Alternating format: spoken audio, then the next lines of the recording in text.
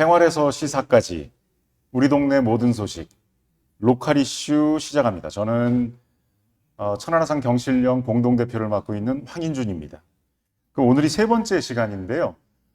최근에 가장 큰 그 세간의 이슈가 되고 있는 사법개혁, 특히 이제 검찰개혁 관련된 내용으로 오늘 이야기를 나눠보려고 합니다. 오늘 아주 귀한 두 분을 또 모셨습니다. 이공희 위원장님이시고요. 조국혁신당 충남도당 위원장님을 맡고 계십니다. 예, 안녕하십니까. 3년은 너무 길다로 시작해서 윤석열 파면까지 이끄는데 가열차게 달려온 조국혁신당의 충남도당 위원장 이공입니다. 반갑습니다. 그리고 김선태 도의원님을 모셨습니다. 더불어민주당 소속이십니다. 네, 안녕하십니까. 네, 더불어민주당 충청남도의 도의원 김선태입니다. 네, 반갑습니다. 오늘 좀 무거운 주제인데 네. 이거를 어떻게 하면 좀 무겁지 않게 그리고 또 알기 쉽게 진행을 할까 사실 고민을 많이 했습니다만 내용이 내용인지라 어쩔 수 없이 무거워지지 않을까라고 생각을 합니다. 일단 오늘 이슈의 주제는 이재명 정부의 사업개혁 방향은 이제 정부가 출범한 지 2주 정도 됐습니까? 2주가 좀 안 됐나요? 지금 아주 강력하게 이런저런 개혁 드라이브를 시작부터 이제 걸고 있습니다.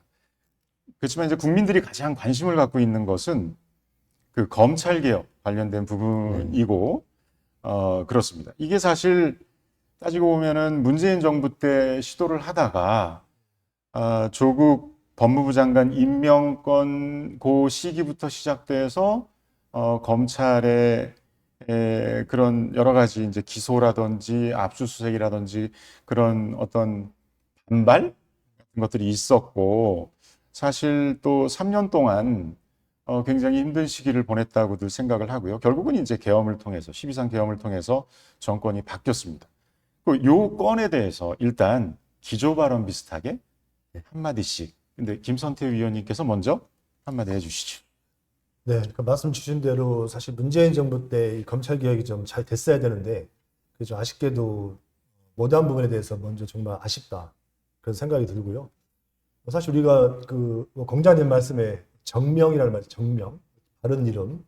사실 이게 사법부 우리가 사실 걱정해야 될 것은 사법부를 개혁하는 게 걱정인데 사법부는 사실 한 발도 못 나가고 결국에는 검찰도 제대로 개혁하지 못한 이런 정말 그 수준에 머무르는 게 너무 안타깝다. 그래서 검찰은 행정부의 한 일원이기 때문에 반드시 먼저 개혁을 해야 되고 그 다음에 정말로 필요한 부분은 우리 이번 최근에도 대선 과정에서도 여러 가지 문제점을 도출했었던 사법부를 재판부를 개혁하는 거 이게 어떤 궁극적인 목적이 돼야 되지 않을까 이런 생각을 합니다. 그래서 오늘 이런 검찰 개혁에 대한 이런 이야기들이 풍부하게 나와서 빨리 우선적으로 개혁이 이루어져야 되지 않을까 이런 생각을 하고 있습니다. 저희가 지금 뭐 한 40분 정도 시간을 잡고 있는데 40분 동안 얼마나 많은 얘기를 할 수 네. 있겠습니까? 그리고 또 거기에서 어떤 걸 제시할 수 있다고는 생각하지 않지만 네. 그래도 최대한 가야 될 방향에 대해서 알리는 쪽으로 이제 이야기를 진행해 가고자 합니다. 그리고 예. 이공희 위원장님께서도 예, 그리고 제가 사업개혁 관련 그렇죠. 기조 말씀 좀. 우선은 네. 문재인 정부 때 시도를 했었고 그 전에 이제 노무현 대통령도 시도를 했었는데 2019년 8월 9일 조국 대표 장관 지명부터 시작해서 검찰 개혁을 하겠다고 해서 임명된 윤석열 총장이 그때부터 이제 조직적인 반발과 그리고 압수수색과 특히나 이제 대통령이 순방을 나가는 날, 전날, 그리고 순방에서 돌아오는 날, 이 국정 성과를 홍보해야 되는데 일부러 방해라도 하는 듯이 조국 대표에 대한 대대적인 압수수색과 기소를 통해서 정권 흔들기를 본격적으로 시작했죠. 그래서 처음에는 이제 사모펀드하고 가로등 전멸기를 뭐 싹쓸이했다든지 이런 혐의점을 가지고 시작했는데 안 나오다 보니까 별건에 가다 보니까 결국에는 정경심 여사 표창장 위조까지 해서 실형을 4년을 살으셨고 조국 대표도 또 그에 대해서 또 안 나오니까 다시 또 아이들 학생들 봉사한 시간 가지고 따져서 결국엔 조국 대표도 작년 12월 16일 날 실형 2년을 받고 수감을 하게 됐는데요. 이런 과정과 그리고 이번에 이제 계엄 사태를 겪으면서 그리고 이재명 대통령이 대표실부터 수사를 받으면서 376회 압수수색과 그리고 4년에 걸친 수사를 통해서 한 개 지청 단위의 검사들이 달려들었는데도 혐의점이 나오지 않고 또다시 이화영 부지사라든지 별건으로 대북 송금했다고 또 쌍방울을 엮어서 했는데 이런 부분들이 이제 국민들이 바라볼 때는 이제는 더 이상 좌시할 수는 없다 해서 작년 계엄 때부터 거리로 나가기 시작했던 거고 이 부분은 지금 그러니까 이재명 정부 들어서서 사법개혁을 하는 데 있어서 강하게 더 오히려 드라이브를 하라는 국민들이 지원을 해주고 있기 때문에 이번에는 가능성이 그치. 있다고 보고 이참에 여당인 민주당도 정신 바짝 차리고 조국혁신당도 옆에서 도와주지만 꼭 국민들이 열망하는 사법개혁이 이루어져야 된다고 생각합니다. 저는 사실 그 일련의 과정에서 따지고 보면은 뭐 작년 총선부터 시작해서 그 국민들의 여론은 어느 방향으로 가고 있는지가 그렇죠. 사실은 예. 확실하게 선거를 통해서 네. 우리가 그 확인을 할 수 있다고 생각을 합니다. 그 아주 오래된 얘기들이지만 군사정권 시절에는 사실 뭐 사법부가 권력의 신여 노릇을 했었고 그렇죠. 간첩 조작 사건도 예. 있었고 그래서 어떤 심리학자는 그 대구 경북의 그런 우편향된 시각이 그 당시의 공포 정치를 기억하는 사람들의 그 어떤 흐름, 이어짐이다. 라는 그런 이야기도 있습니다. 그래서 공감대는 충분히 있는 것 같습니다. 특히 김건희 건 관련된 부분은 한마디 해주실 게 있을 것 같습니다. 뭐 조금 아까 말씀을 하셨지만 이게 형평성 문제, 아까 이제 그 이재명 대표에 대한 아주 압도적인 횟수의 그 압수수색 예. 그리고 이제 많은 수의 검사를 투입해서 그리고 쪼개기 기소 예. 한 건 가지고 뭐 서너 건씩 쪼개고 범죄자 프레임을 씌운 거죠. 그렇죠.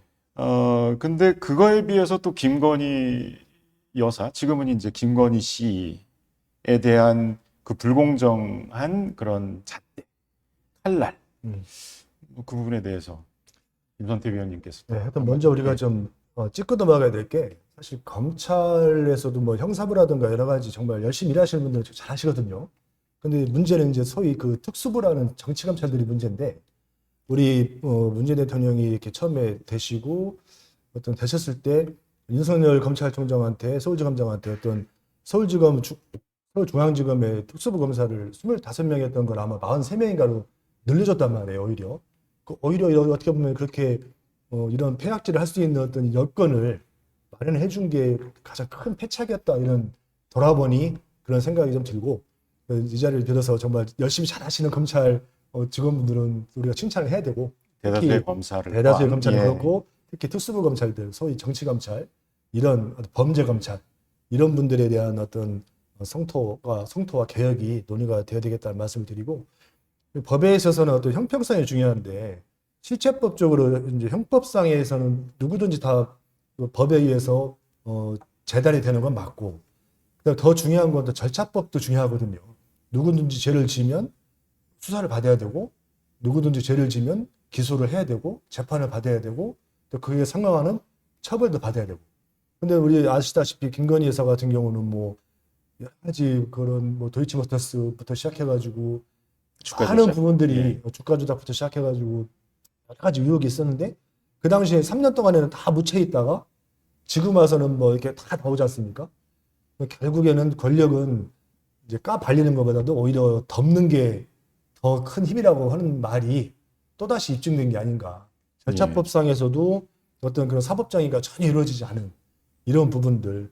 그게 또 정권이 바뀌니까 또 나타나는 이런 것들을 국민들이 봤을 때는 얼마나 허탈할까, 얼마나 억울할까. 그러니까 지금 이제 말씀하신 그 요지에 따르면 그 정권이 바뀌었을 때 검찰의 대응이 이거 결국은 이제 검찰이랑 칼을 대통령이 이용을 하는 것이 만약 그 핵심이 된다면 검찰개혁도 검찰개혁이지만 이거는 또 다른 얘기인데 대통령의 권한 관련된 것도 얘기가 나올 것 같아요. 근데 오늘 주제는 이제 검찰 그리고 이제 법원개혁 그렇죠. 쪽으로 말씀을 나눠야 되니까 이제 본격적으로 네. 다음 주제인 검찰 개혁 관련된 거로 이제 얘기를 좀 꺼내볼까 합니다. 일단 두 당이 사실 뭐 약간 비슷합니다. 그 안을 내놓으신 거 보면 뭐 핵심적인 거는 이제 뭐 기소 수사 분리가 있을 테고, 그리고 검사에 대한 징계권을 뭐 법무부 장관이 받는다든지 몇 가지 검찰청의 힘을 빼는 쪽에 이제 포인트가 맞춰져 있는데, 제가 이렇게 보면은 민주당과 조국혁신당은 비슷한 그 틀을 가지고 있습니다. 예, 약간 좀 더 디테일한 것이 이제 조국혁신당인데, 아마 그 다들 그 방향은 알고 계시지 않을까 하는데 설명을 한번 해줘 보시죠. 예. 그리고 설명하는 중에 혹시 그 뭐 잘못 이해가 돼 있다거나 아니면 민주당과 입장이 다른 부분은 그때 반박을 하시거나 이제 질문을 하셔도 상관없습니다. 지금부터는 좀 토론하는 분위기로. 예. 일단은 조국혁신당은 이제 작년에 총선 이후에 검찰 개혁을 주제로 해서 8월 28일 날 발의를 했거든요. 검찰 개혁 4법을. 그래서 이제 공소청법, 중대범죄수사청법, 그리고 수사절차법하고 형사소송법 이 부분을 발의를 했고, 더불어민주당은 이제 이번에 6월 11일 날 검찰개혁 패키지법이라는 이름으로 이제 발의를 했는데, 큰 틀에서는 검찰청을 해체하고, 그리고 공소청하고 중대범죄수사청으로 해서 기소하고 수사를 이제 분리를 하는 거는 가장 큰 틀이거든요. 그리고 보면은 이제 더불어민주당 같은 경우는 행정안정부 밑에 중대범죄수사청을 두고, 조국혁신당은 법무부 밑에 그대로 이제 중대범죄수사청을 두는 거고, 그리고 조수청을. 예. 네, 그리고 이제 더불어민주당 안은 국가수사위원회라고 그래서 이제 국무총리 산하에 지금 현재 있는 공수처하고 또 향후 만들어질 중대범죄수사청, 그다음에 기존에 있는 경찰청 밑에 국가수사본부, 세 개의 수사기관을 권한과 관할 같은 거를 권한을 조율하는 국가수사위원회를 두는 거고, 이제 조국혁신당 같은 경우는 공소청에서 이제 중수청에서 이루어진 수사에 대한 통제랄까 이런 부분에 있어서 기소 적합 여부, 그리고 공소 유지하고 공소 제기 이 부분을 공수청에서 담당하는데, 이 부분이 또 오류로 갈 수 있는 부분이 있기 있죠. 때문에 예. 그 밑에 기소심의위원회라고 해가지고 여기 보면은 시민들이 참여할 수 있는 그러니까 공수청의 이 오류랄까 이런 부분들을 시민들의 눈에서, 국민의 눈에서 견제를 할 수 있는 이런 기구를 두는 걸로 큰 틀에서는 그렇게 진행이 되고 있습니다. 실제 이제 제가 생각을 해보면 그 수사와 기소를 분리를 했단 말이에요. 근데 결국은 이제 그 기소청에서는 기소를 할지 말지를 또 결정을 하고 기소를 하는 역할을 하는 것인데, 기소청의 기소청장도 결국은 이제 대통령이 임명을 하고, 그리고 기소심의위원회가 있다고는 하지만 모든 안건들이 기소심의가 될 건 아닐 테고, 그렇죠. 굉장히 중대한 범죄라든지 정치적인 사건이라든지 그런 기준은 또 어떻게 정할 것이며, 그러면 바꿔놓고 생각을 해보면 예를 들어서 대통령 권력을 가진 여당이 선별적으로 여당에 유리한 기소를 할 수도 있지 않나. 그렇죠. 지금 기소 그 심의위원회가 있다고는 하지만 그건 역시 어떻게 꾸려지는 거에 따라서 틀린 것이고, 그렇게 되면 결국 검사들의 손에 기소할지 안 할지가 달려있게 되면 이전과 어떻게 큰 차이가 날 것인가. 그럼 결국 행정 권한을 가지고 있는 대통령, 행정부의 그 관할 하에 놓이게 되는 것이고, 그렇다면 결국 권력의 시녀 같은 기소청이 되는 거 아닌가라는 또 우려가 있을 수 있거든요. 네, 그 부분에 대한 여당이시니까. 예. 그래서 하여튼 윤석열 전 대통령이 뭐 했던 말 중에서 좀 그나마 좀 잘했던 말이 사람한테 충성하지 않는다는 말이잖아요. 그 말이 예. 어떻게 보면 이제 더 어떤 정답 같긴 합니다. 그러니까 왜냐하면 사람이 누구에 따라서 사람이 바뀌는 거에 따라서 뭐 이렇게 어떤 행정이라든가 모든 시스템이 바뀐다는 것은 그거 자체가 너무 어떻게 보면 불완전한 시스템이잖아요. 그러니까 어떤 제도와 구조와 시스템을 만들어 놓으면 그거 그대로 작동하는 게 누가 오더라도 그 구조 시스템으로 작동이 되게끔 만들어 놓는 게 가장 문명화된 시스템 같은데 결국에는 그런 것 같아요. 그러니까 이번에 그 내란 사태에서도 보았듯이 누가 수사를 해야 되는지, 누가 기소를 해야 되는지 너무나 헷갈리잖아요, 국민들이. 그러니까 지금은 수사와 기소를 나눈다는 대전제만 간략하게 해놓고, 그 다음에 수사기관 내에서의 어떤 그런 수사에 대한 관할은, 뭐, 예를 들어서 미국식으로 뭐, FBI라든가 이런 식으로 어떤 그런 경찰 내에서의 어떤 역할 분담, 그 다음에 기소는 기소청의 견제 역할. 그렇죠. 예. 상호 견제하게 만드는 게 가장 분권화하고 권한을 나눠주고 서로 견제하게 만드는 이런 시스템.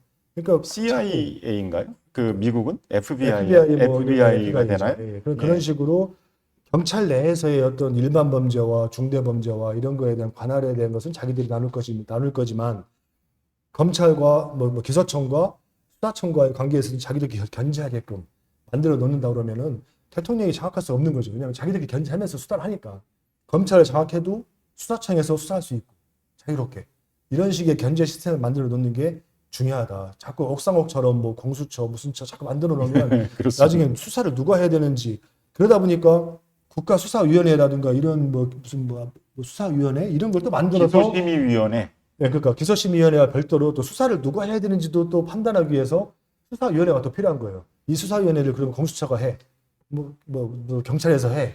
근데 뭐 시민 배심원제 같은 게 있는 것처럼 기소심의위원을 뭐 무작위로 제가 드리는 예, 말씀은 예. 기소가 아니라 예. 수사에 대한 아, 관할. 수사 관련된 이 예. 수사를 어느 부서에서 해야 되는가에 대한 것도 또 심의하기 위해서 저희 당 안에서 이제 국무총리 산하에 예. 국가수사무 무슨 위원회 같은 것도 만든다는 그런 부분도 있잖아요. 예. 그러니까 너무 복잡하다는 거죠 이게. 국민들은 죄를 지면 경찰서가 수사 받아야 돼.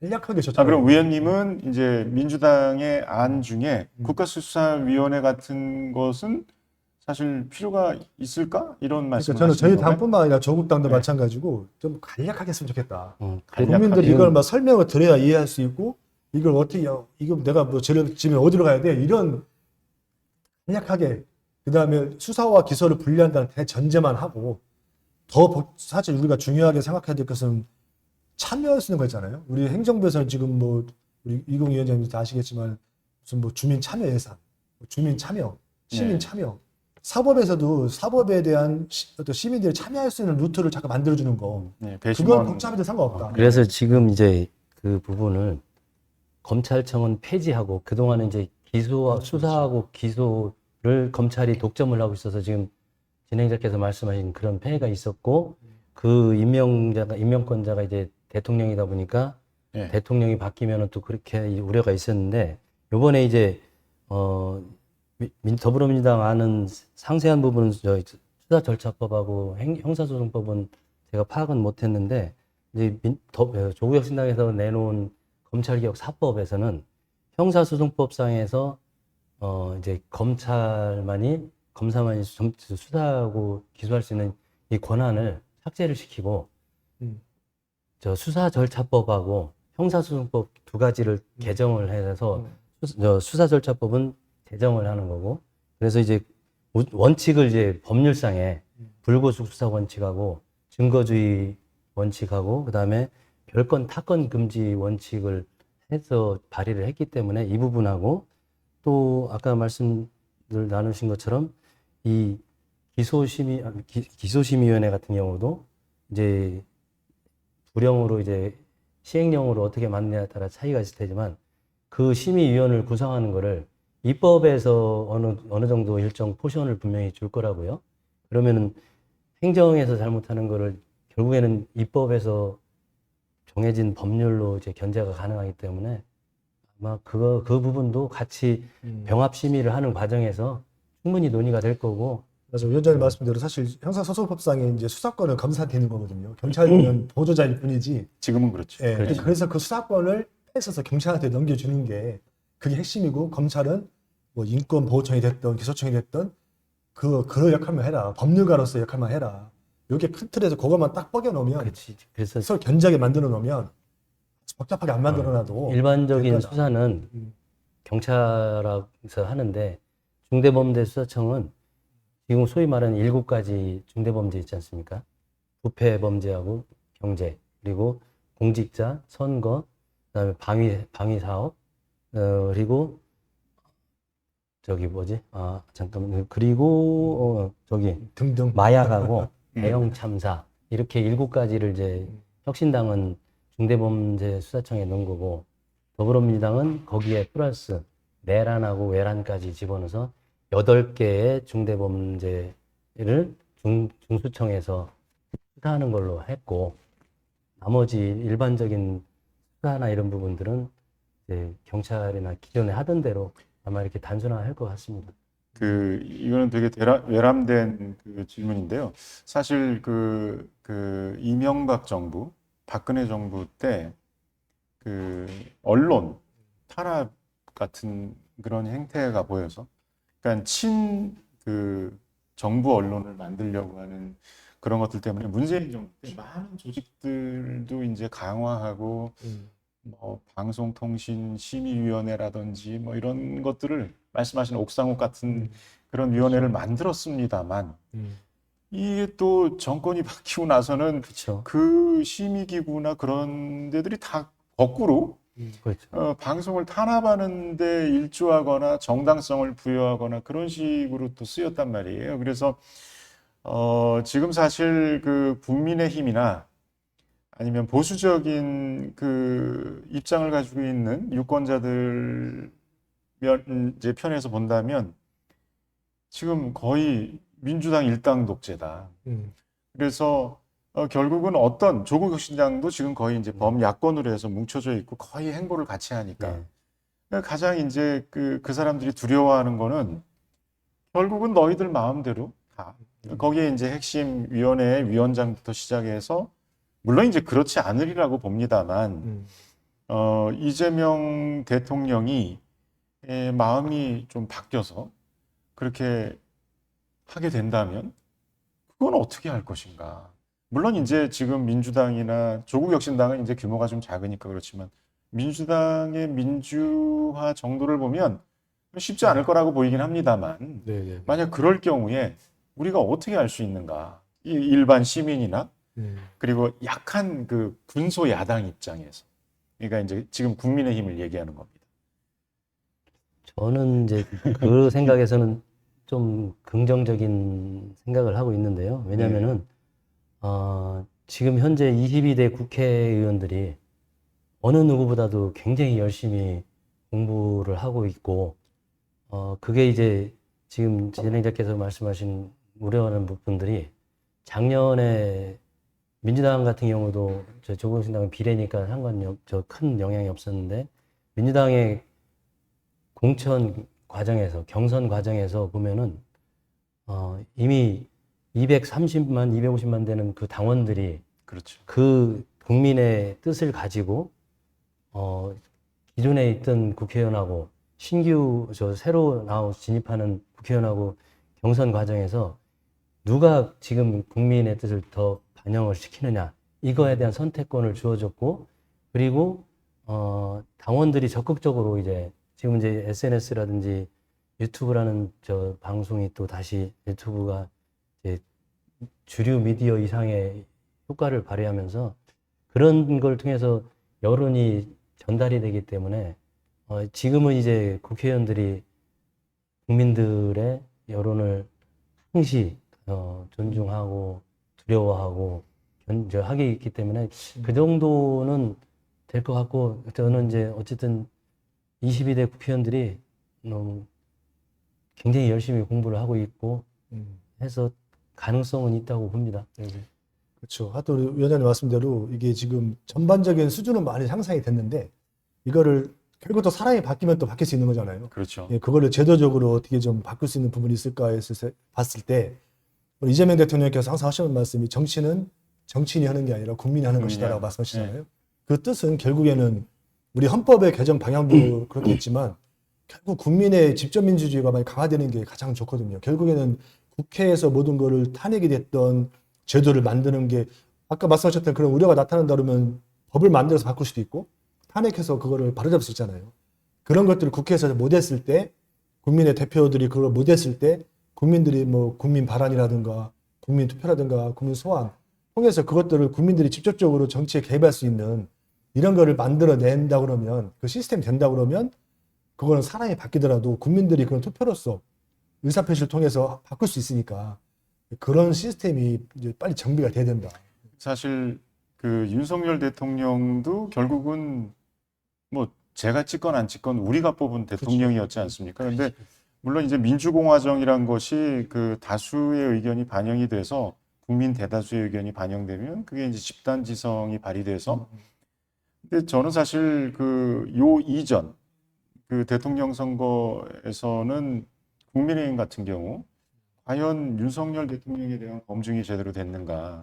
만약 국민의힘이란 정당이 되게 민주적인 정당, 민주적인 절차를 통해서 의사결정을 하는 정당이었다면 지금 같은 뭐 12.3 개헌 같은 경우도 일어나지 않았을 가능성도 있고 그래서 물론 말씀하시는 것처럼 정당이 민주화되는 게 가장 그 안전한 거라고 생각을 합니다.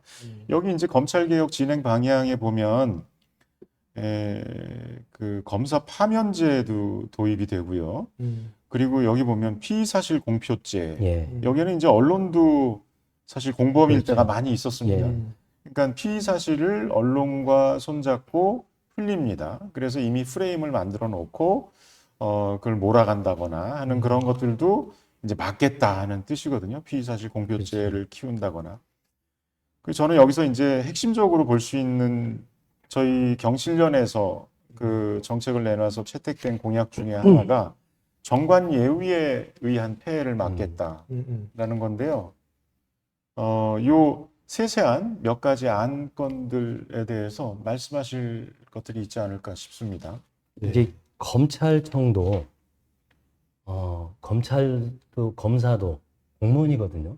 그렇죠. 냉정하게 따지면 행정부 산하의 공무원이고 이제 검찰청은 법무부의 외청이지 않습니까? 기재부에 있는 맞습니다. 예. 외청이 국세청하고 관세청이 있는 것처럼 법무부 외청이 검찰인데 어느 순간부터 힘을 실어주다 보니까 이 검찰이 국민이 위임한 권한을 마치 자기들이 천부적으로 타고난 것처럼 이런 인식에 제가 알고 있는 검사도 이렇게 얘기를 해보면은 그거에 대한 자기들만의 자부심, 천부의식이 굉장히 강합니다. 그래서 예. 대한민국 직업 중에서 직업에서 대한민국이라는 붙일 수 있는 직업이 누구냐? 대한민국 검사밖에 없다. 이렇게 하고 그게 이제 스스로가 자기들은 천부 인권을, 천부 권한을 예. 타고난 선민의식에 빠져서 지금껏 그렇게 해왔기 때문에 이 공무원이라는 생각을 망각하고 자기들은 법 위에 있고 행정이나 사법 위에 있다고 생각해서 공무원인 검사를 징계하는 것도 법으로 만들었어요.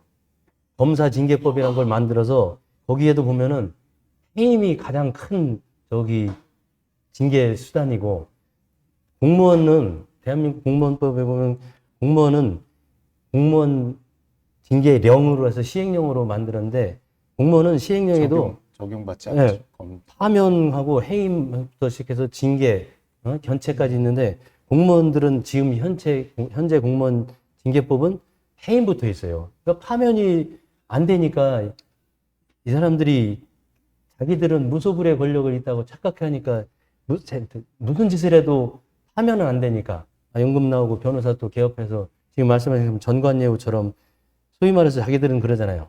검찰이 기소를 해서 명예를 취득하고 기소를 안 함으로써 금권, 돈을 얻는다 이런 얘기들이 속설이 있는 것처럼 지금 진행자님 말씀하신 것처럼 바로 같이 기소하고 수사를 하다가 나온 전관 변호사들이 거기서 이제 전관 예우를 한다는 것이 기소를 해야 될 건데 안 하면서 이제 자기들이 경제적인 이득이랄까 이런 걸 취하기 때문에 지금 경실련에서도 말씀하신 것처럼 전관예우가 전관을 한 사람들이 재판에 개입하는 것을 금지하는 게 타당하다고 이번에, 보고, 예, 이번에 그리고 들어갔죠. 네, 네. 모든 국민들의 바람도 그렇게 가는 거죠.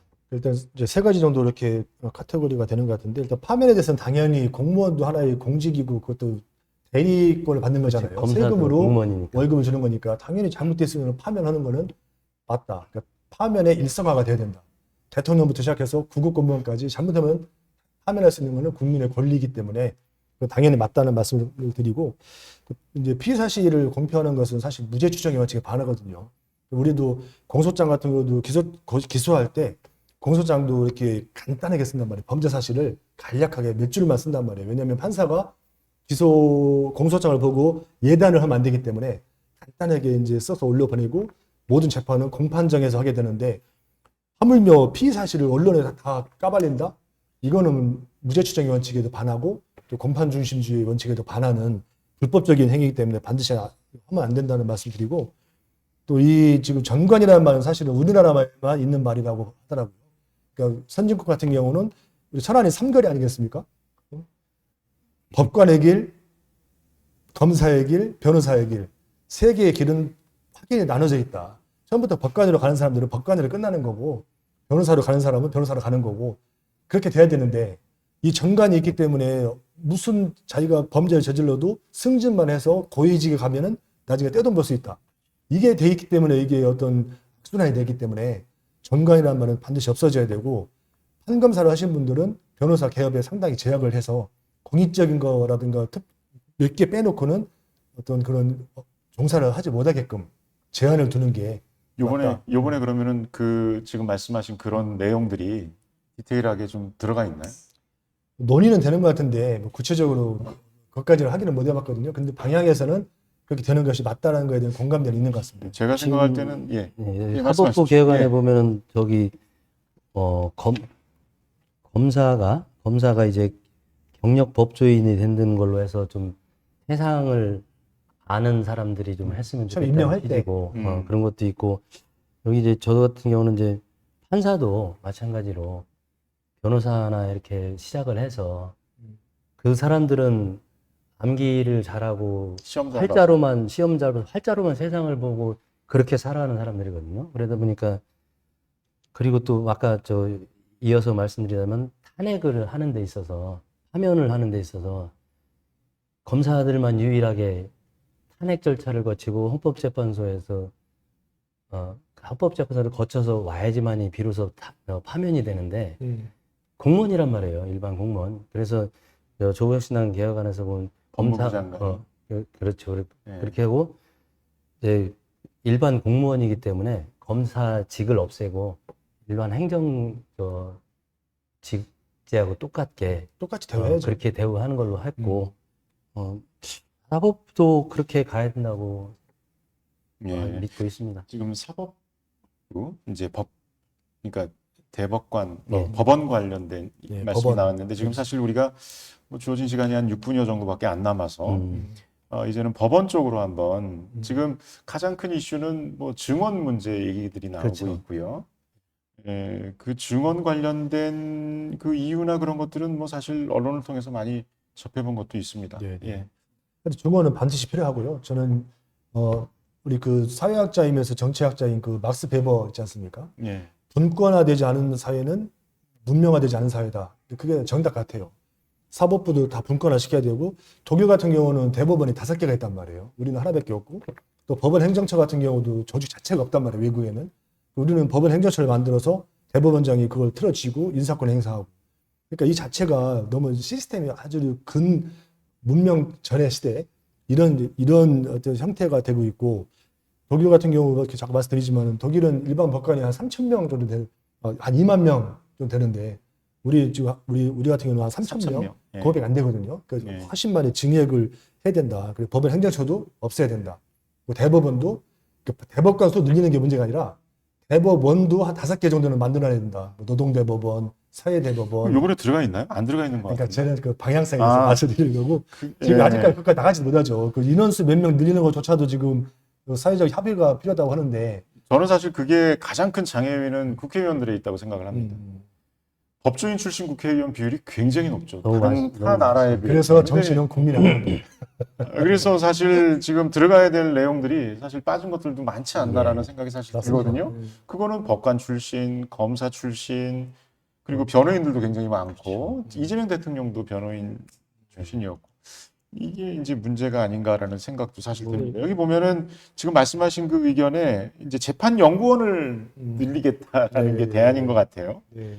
예, 그렇죠. 그래서 지금 대법원 같은 경우도 아까 말씀하신 증원이 필요하고 5월 2일 날 이제 김용민 의원이 30명으로 증원을 했고 이미 2020년도에도 이탄희 의원이 의원 시절에 단계적으로 48명까지 늘리기로 했는데 그때 당시만 해도 대법관 1인당 한 해 처리하는 건수가 4,000건이 되고 한 대법관 14명 한 사람 행정처장까지 포함해서 뭐 14분인데 14명이 14명 대비 국민 수를 보니까 대한민국이 370만 명으로 가장 많았어요. 그래서 지금 김선태 의원 말씀하신 것처럼 독일 같은 경우는 대법관 수가 320명 정도고 프랑스가 81명, 스페인이 79명 정도 되니까 독일 같은 경우는 65만 명이고 스페인 같은 경우는 55만 명 선이기 때문에 충분히 다양하게 볼 수가 있는데 지금 우리는 4,000건을 하다 보니까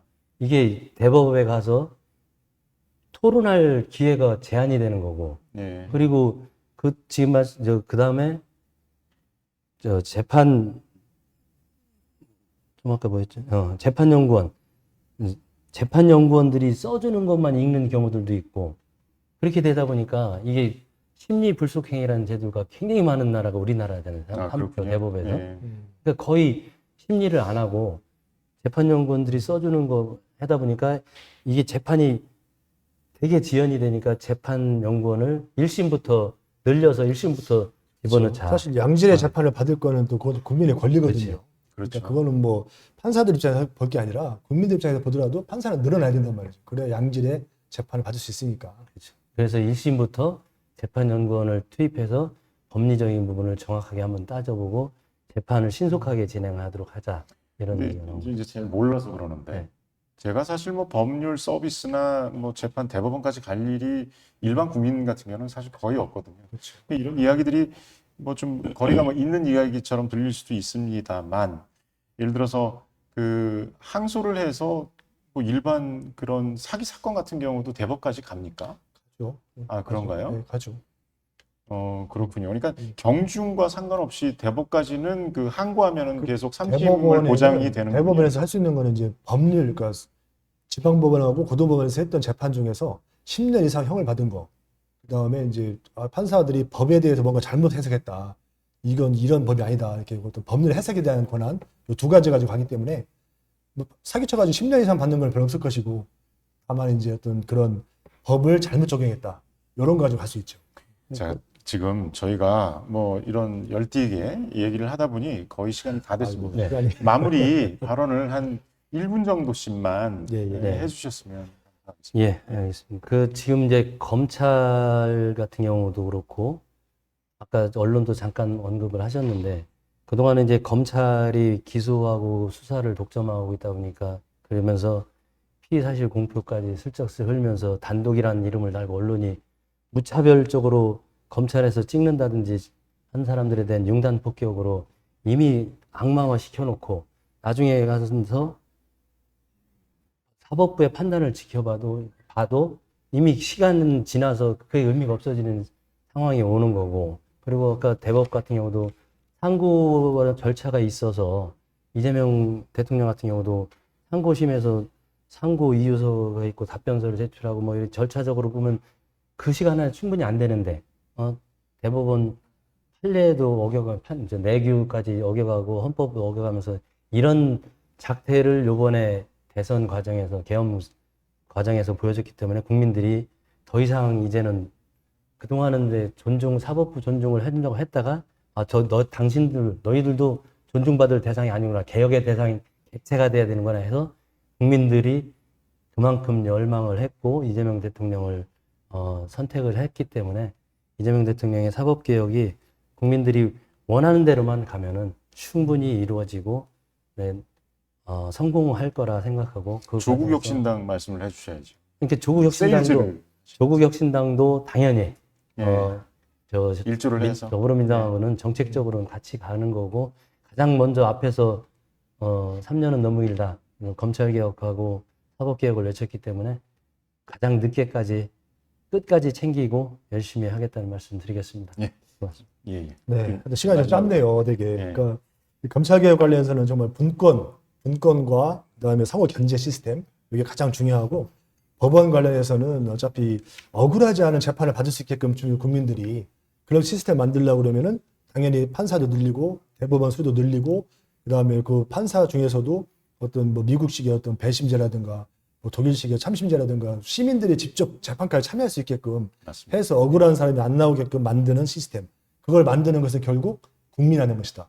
대통령님의 말씀처럼 더불어민주당은 국민이 정치한다는 걸 말을 늘 새기고 그런 제도를 국민이 원하는 제도를 만들겠습니다. 예. 하여튼 오늘 두 분 김선태 도의원님 그리고 202 조국혁신당 충남도당 위원장님 정말 고생 많이 하셨고요.